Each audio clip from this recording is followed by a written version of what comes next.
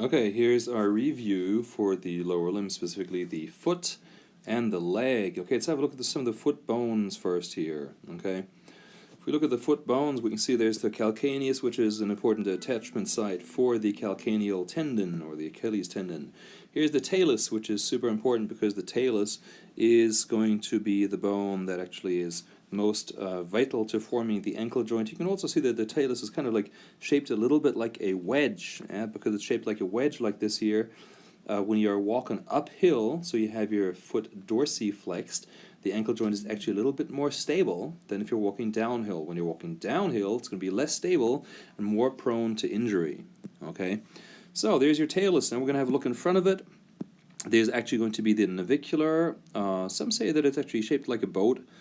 You know what? Last time I checked, looks like a bone. If you find a boat that looks like this, please let me know. Anyway, maybe in olden times when anatomists first discovered all the bones or named all the bones, and they really didn't have a clue of what boats looked like, they thought this looks like a boat. Very well. Maybe it looks like a boat. Maybe it looks like a spaceship. Anyway, so then you have here your cuboid.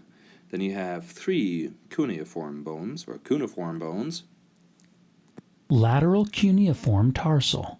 Lateral cuneiform tarsal. You have a lateral, an intermediate, and a medial cuneiform tarsal bone. Then you have your metatarsals, number 1, number 2, number 3, number 4, number 5.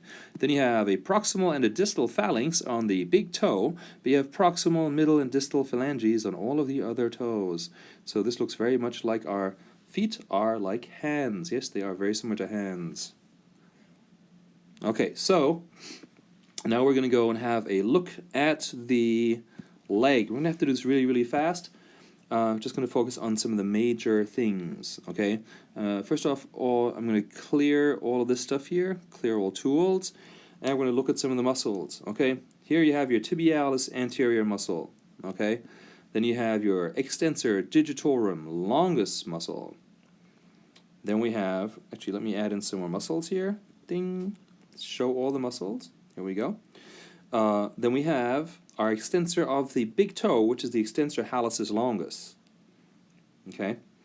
Then we have, where there's a longus, we know there's a brevis, so we have an intrinsic foot muscle, which is the extensor hallucis brevis, and the extensor digitorum brevis muscles, which are down here. All right. And then there's a fibularis tertius, which actually is also a dorsiflexor of the ankle joint and an everter of the subtalar joint. If we now have a look laterally here, we should have a fibularis longus and brevis. Here's the fibularis brevis. This is a plantar flexor and an everter, and the fibularis longus is the same, although the fibularis longus tendon attaches all the way underneath the foot. Let me see if I can isolate that for a second. It attaches distally on the medial cuneiform bone and the base of the first metatarsal, right? So it has a long, convoluted path, but it basically just plantar flexes and everts the foot. Now if we're going to go and move a little bit further posteriorly here, here's your calcaneal tendon, or Achilles tendon. Then we have the gastrocnemius. You have 2 heads of the gastrocs, right? A medial and a lateral head. And often running in between the 2 heads of the gastrocs, you're going to find a little nerve. Let me turn on those nerves for a sec here. Show all the hidden nerves. Okay. Right in between the 2 heads of the gastrocs should be this little nerve here, which is your sural nerve, or the medial sural cutaneous nerve. Okay. If we were to hide the gastrocs, let's hide them on both sides. Deep to the gastrocs, you have your soleus muscle. Okay, I can unfade it. Here you go. I'm going to hide the soleus as well. We have this muscle. Don't make the mistake and think that this is actually a nerve. If you see the muscle itself, it's clear that this is actually the plantaris muscle. But if you see the tendon, you might be convinced that it is a nerve. It is not a nerve. If it is, you are foolish, because it's called the fool's nerve or the freshman nerve. So let's hide that as well. Here's an important muscle called the Popliteus. That is important to flex and internally rotate the knee joint. That's innervated by the tibial nerve, as you can imagine. It is on the posterior of the leg. All of the posterior leg muscles are innervated by the tibial nerve, and this will unlock the knee, so it'll undo the screw-home mechanism. All right. Now we're going to have a look a little bit deeper in here. Okay, this is the flexor hallucis longus muscle. Actually, let me hide this muscle here first. Hide that. And we have the flexor hallucis longus muscle. Okay, the flexor hallucis longus muscle is actually also part of our Tom, Dick, and Nervous Harry arrangement here. But you might actually want to go ahead and put this on the right way around. So we'll start off with Tom, which is the Tibialis Posterior. Okay, the Tibialis Posterior is an important muscle that is going to be a plantar flexor and an inverter. Yeah, if we have muscles that can evert, like the Fibularis Longus and brevis, we have to have muscles that can invert. And one of those is Tibialis Posterior. By the way, the Tibialis Anterior can do the same thing.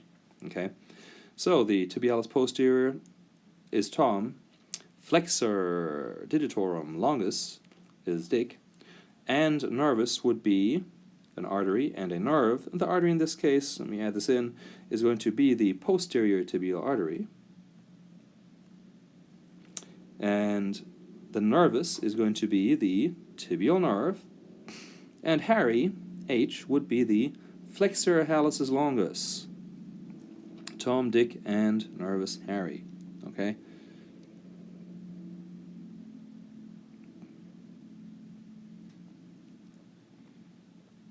Please note also there are several additional videos on YouTube, in my YouTube channel, that'll give you a way better and more detailed view and description of the leg specifically.